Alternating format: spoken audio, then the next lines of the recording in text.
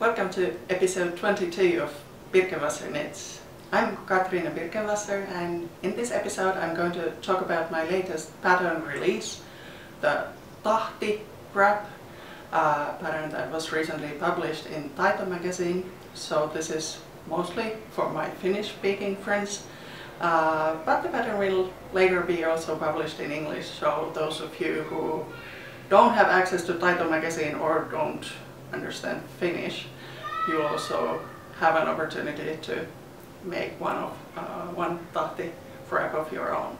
But let's start with the wrap. So this is a simple rectangle shaped wrap with this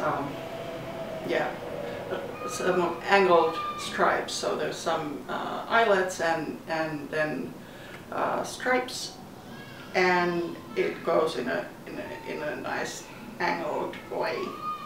And the trick for doing is in the setup and of course also in the finishing. So you set it up so that you get the angles right, and then it's just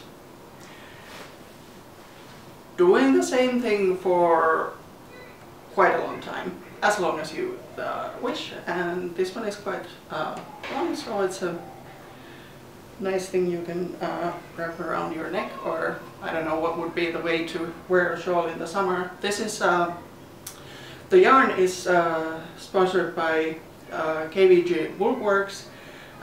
It's her cotton merino silk mix. So it's I thought it would be a nice yarn for a summer shawl, and she dyed it specially for this issue of Taito magazine. So it's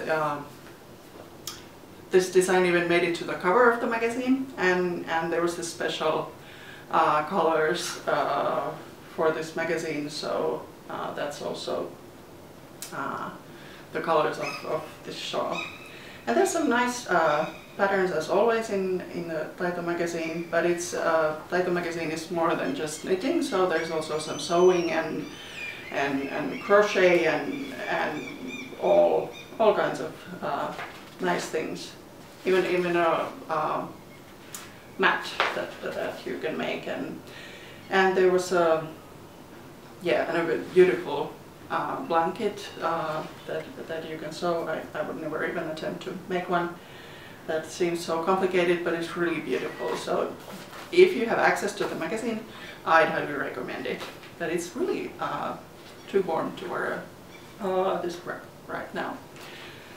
Yeah, but the magazine came out a couple of weeks ago, and on the I think it was the same day that the magazine came out was also a craft evening at Kutomo craft studio, and there was a trunk show of all the patterns in this magazine. So I'm gonna take you to Kutomo craft studio now. So this is Jätkäsaari neighborhood in Helsinki, and here's Kutomo craft studio. It's a new neighborhood and a new craft shop, and this was the Taito evening at the craft shop. So there was a trunk show of all the designs in the latest issue of Taito magazine, and you could of course also purchase the magazine and some Taito pins, and there was some yarns and tote bags and all that, and of course many people sitting, chatting, knitting, or doing whatever they were doing. I think mostly knitting, but also some crochet and stuff. And the Kutomo craft studio has some looms that you can rent, so you can come in and work on the looms. So that's pretty cool. No need to get one of your own. So I was able to pick up my sample from the craft studio craft night meeting, and now I have it. Too warm to wear it now, but I'm sure I'll wear it when the weather gets colder, which I believe should be next week.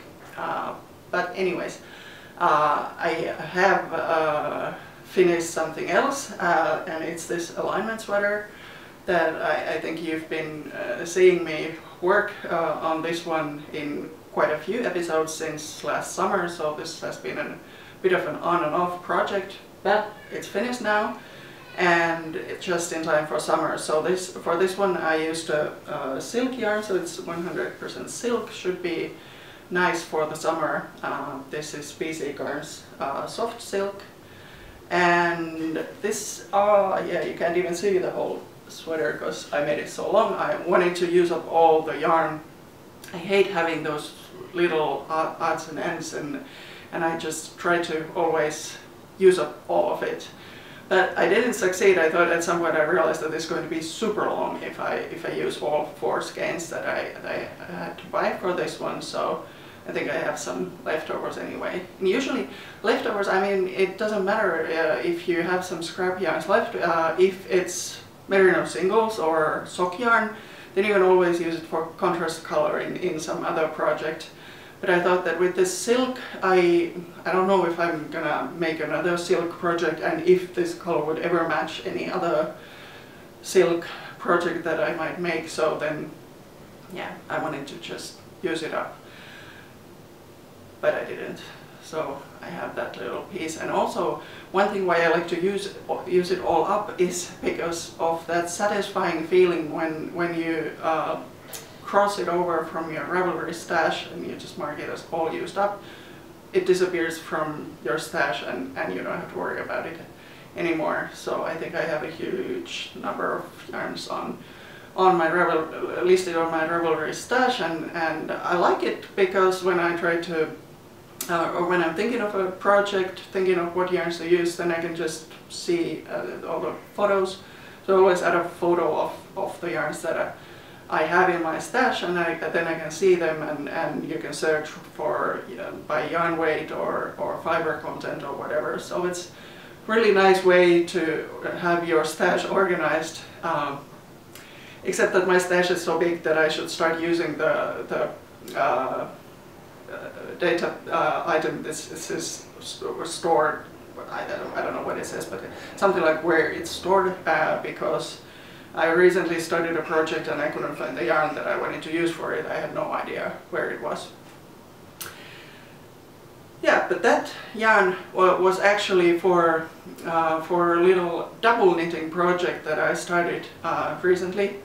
Then later on I found the yarn, so I was able to start the project. And the reason why I wanted to start double knitting, this is actually the first time I ever tried double knitting. And the reason for that was that I'm planning to go to the Jyväskylä Summer Knit Festival, and I was looking at all the course options that they have, and I mean there are all kinds of really interesting classes, but I was thinking what would be something new that I could learn, and I decided to take the double knitting class by Sockmatician. And he offered 2 classes, so one is like a beginner's class and then there's this advanced class, so of course I thought I'm going to take the advanced class. But I've never done double knitting before, so I thought that okay, I'm going to have to see what it's all about. Or I mean, I kind of know what it's about, but I thought that I need to have one project done before taking the advanced class. So let me show you what I'm working on in the double knitting thingy, and also some other recent projects. So this is my double knitting project. This is the chrysanthemum hat by, now I forgot the name of the designer because it's, yeah, I think it's more of her Ravelry username, but I'll add this, add the name of the designer on the screen. Anyway, so it's a hat with a flower design. I think the flowers are from Kay Fassett's design book, and as the double knitting idea, the colors are reversed on the other side, and yeah, it's, you can start to see the flowers coming up. It's going to be a hat, and yeah, it's going to take some time to finish it, but I think I've gotten the hang of the double knitting thing. I think it's pretty much like the ladder back jacquard method for color work, stranded knitting. It's just that there are more of these or that every other stitch is on the wrong side and every other stitch is for the right side of the fabric. So that's I think I can now attend the double knitting class, but maybe I'll try to get this a little bit further before July.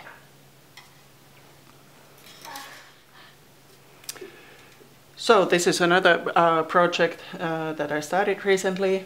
This is a sock project that might be obvious if you look at the heels. So this is a top-down sock, and you might recognize the pattern. It's the super popular monkey sock, and I've never made monkey socks before, so I thought I'd give it a try. The reason is this gorgeous merino yak blend by KVG Woolworks.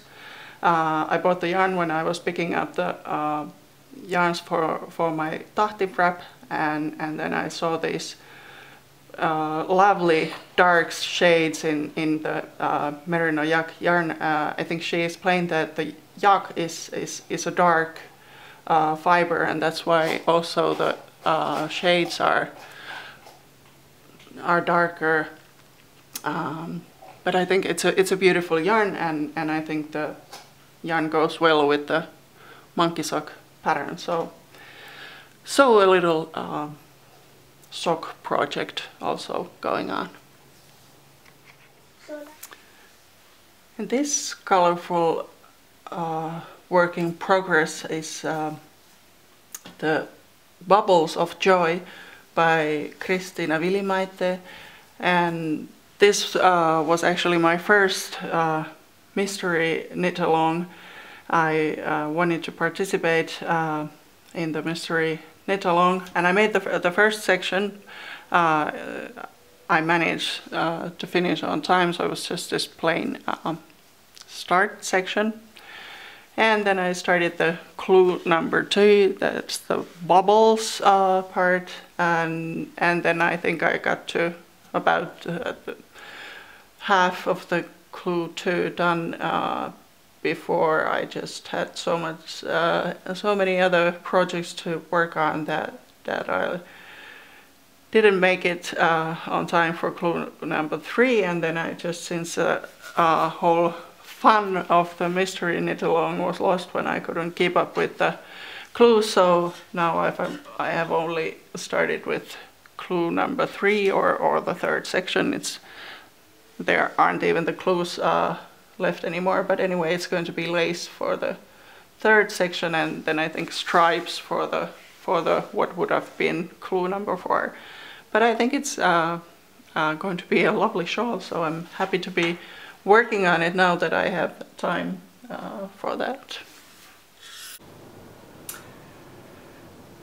So that's all for this time. Enjoy the summer. Try to think of some summer knitting projects. Don't forget about knitting, even if it's summer. Think of some silk, cotton. Cotton is, I'm not a big fan of cotton, but if you mix it with silk and merino, it turns into a quite nice yarn and nice to work with. So I'd recommend you still knit something, even if it's summer, or if not, then just relax and prepare for all the knitting that's going to happen in the fall. But I'll see you next time, and until then, bye bye.